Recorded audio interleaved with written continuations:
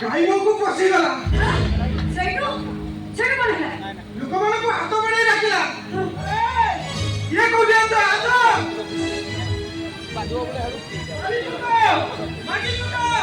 ଲୋକମାନେ ଖାଇ ଆସିଲେ, କିଏ ବାଲି ପକେଇଲା ତ କିଏ ମାଟି ପକେଇଲା, ଆଉ ତାପରେ ଖାଇବାଟା ବନ୍ଦ ହେଇଗଲା। ଯାହା ହଉ ମୋ ଅନ୍ନଟା ପାଇଁ ଖାଇବାଟା ବନ୍ଦ ହେଇଗଲା। ଏଇ ଠାକୁରେ ଯାହା ହଉ ଏଇ ଗାଁ ଲୋକଙ୍କର ମଙ୍ଗଳ ହେଇଗଲା।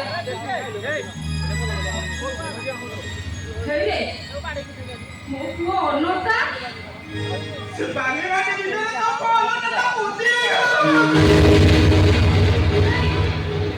ଇଏ ତା ସମାଧି ପାଲଟି ଗଲା।